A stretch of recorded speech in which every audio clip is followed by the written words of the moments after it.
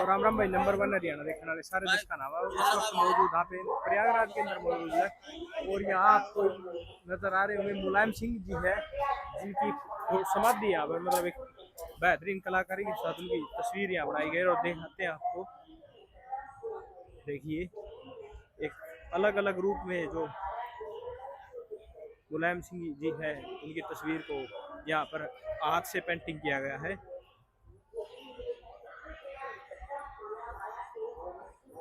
और देखिए यही है वो श्री मुलायम सिंह जी की तस्वीर बनाई गई, समाधि इसको बनाया गया है। और इसके ऊपर जो बनाया गया है उसका भी आकार देखिए आपको कितना शानदार आकार से इसको बनाया गया है। और यहाँ पर एक खास चीज और आपको दिखाएंगे जो कि पूरे महाकुंभ में के अंदर कहीं पर भी नहीं आपको देखने को मिलेंगी। और एक गाय दिखाएंगे भी है, उसकी बच्ची गंगा भी है। गाय की बच्ची? हाँ। क्या नाम उसका? गंगा। ये मेरे दिखाओगे गुरुजी आगे चलकर दिखाएंगे।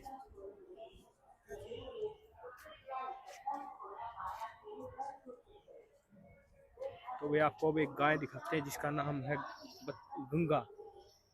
नाम में ही गंगा है, नाम में ही सनातन धर्म दिखाई दे रहा। आपको दिखाते भाई ये गाय देखिए आप, ये इसकी बच्ची है। इसका क्या नाम रखा है गुरुजी? गंगा। गंगा गंगा नाम है भाई इसका। ये जो इसकी माता जी की ये तस्वीर देखो आपको दिखाते हैं।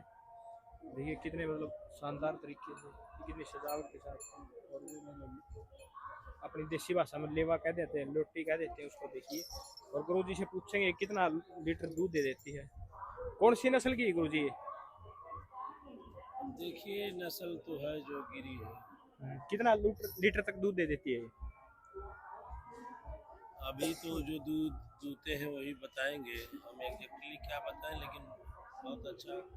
गौशाला, गाय की पूजा, गाय की साधना, गाय को खिलाना, गाय को महाकुंभ में उनकी सेवा करना, ये सनातन को मजबूत करता है। गाय को स्पेशली यहाँ लेने का महाकुंभ के अंदर कोई मकसद है क्या?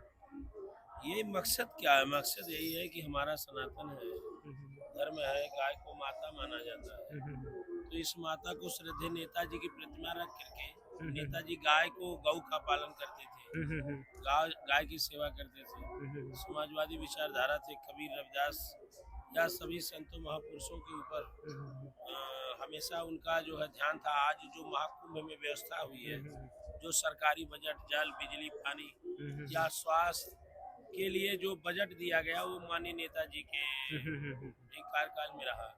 और उनको कुछ लोग सनातनी विरोधी बोलते हैं, अभी टिप्पणी करते हैं। और जो लोग करते थे, भारतीय जनता पार्टी की सरकार आज निमंत्रण और हवा बनाने का काम किया। हजारों की संख्या में, बड़ी संख्या में लोगों की मृत्यु हो गई है, उसको भी छुपा रही है। देश में पहली बार ऐसा हुआ कि संतों को शाही स्नान करने से मना किया गया, फिर बाद में जो है उन्हें करने के लिए आदेश सरकार देती है। तो ये भाजपा सरकार ये सिद्ध हो गया पूरे देश में नहीं विश्व में, केवल धर्म के नाम पे, राम के नाम पे, कई संगम के नाम पे, गंगा के नाम पे, ब्राह्मण के नाम पे, मुसलमान के नाम पे, अगड़े पिछड़े के नाम पे केवल भरमा करके सत्ता लेना चाहती। उससे जनमानस से कोई लेना देना नहीं, न साधु संतों से लेना देना। शाही स्नान वीआईपी कल्चर बना दिया गया, अहंकार में ये भगदड़ हो गया। आप बोले 45 या 40 करोड़ लोग आ रहे हैं, 100 करोड़ की हम व्यवस्था की, कहाँ गई व्यवस्था? लोग मर रहे थे। मैं 10 लोगों को अपने त्रिशूल से, कितने लोगों की मौत हुई है यहाँ पर गुरुजी? 10 लोगों को अपने त्रिशूल से मैं माँ कामाख्या, बाबा भोले शंकर और नेताजी की विचारधाराओं से बचाया। बड़ी संख्या में लोग मरे, कितने? हजारों की संख्या में मरे। सरकार छुपा रही, झूठ बोल रही है। कहीं कचड़े में लाश आ रही है, सोशल मीडिया पे कहीं बोल रहा है कोई कि उसी संग अभी तक जो सभी जो लोग मरे थे, मृत्यु हुई है, उनकी अभी तक डेड बॉडी सभी को वापस नहीं की किसी घर को नहीं, कुछ लोगों को दिए, बाकी लोग आप देखिए अपना एड्रेस लेके ढूंढ रहे हैं। कहाँ से बॉडी गायब हो गई, कहाँ से देंगे? तो ये बहुत घिनौना है। तो फिर जो मृत्यु हुई है उनकी बॉडियां कहाँ गई गुरुजी? तो वो लोग गायब किए होंगे, कहाँ गई बॉडी? कहीं कचड़े से निकल रही है, कहीं गंगा में हो, संगम में हो, कहीं तो कहीं बॉडी गई होगी। कोरोना काल में आपने देखा, कोरोना महामारी में गंगा में ही लोग प्रभावित कर दिए। बड़ा दुख का विषय है। योगी बाबा को इस्तीफा दे देना चाहिए। और ये शंकराचार्य हमारे महामहिम है, उन्होंने सत्य बात बोल दिया। तो जो लोग आप शब्द बोल रहे हैं उनके बारे में, वो सनातन विरोधी भाषा है, देश के मानवता इंसानियत विरोधी भाषा है। सत्य बोलना इस सरकार में दुर्लभ है। आप सत्य बोलोगे मारे जाओगे, झूठ बोलोगे चापलूसी करोगे। इनका था, देश में पहली बार ऐसा हुआ था, इन्होंने निमंत्रण बांटा। जब जिनको निमंत्रण बांटे उनके लिए वीआईपी कल्चर लगाए उस दिन संगम में। संतों को इन्होंने भूल गए। अब उनके वीआईपी कल्चर से भगदड़ करके जब लोगों की बड़ी संख्या, हजारों की संख्या में लोग मर गए, कई जगह दंगा हुआ, सरकार उसको छुपाती रही, आज तक छुपा रही, भरमा रही।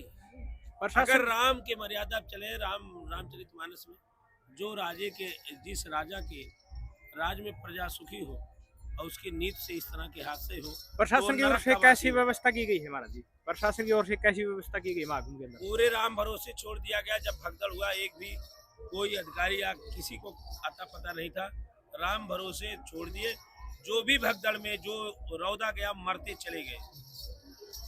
प्रत्यक्ष प्रमाणम है, उनके पास डिजिटल कुंभ बनाए थे, सीसी कैमरा है, अन्य तमाम सोशल मीडिया चल रहा है। कहाँ था से इनकी कोई नीति नियत केवल कुर्सी की है।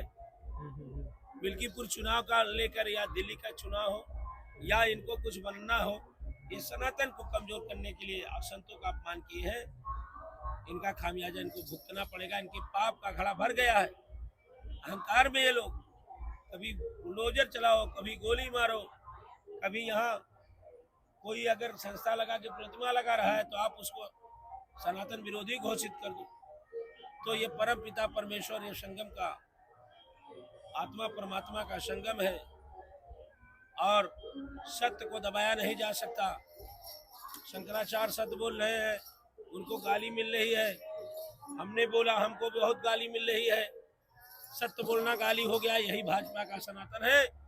सत्य मत बोलो, जो वो लोग बोले वो बोलो, जो लोग कहें वही मानो, तब आप उनके हिंदुत्व में आप शामिल हो जाओगे। तो ऐसा नहीं होगा।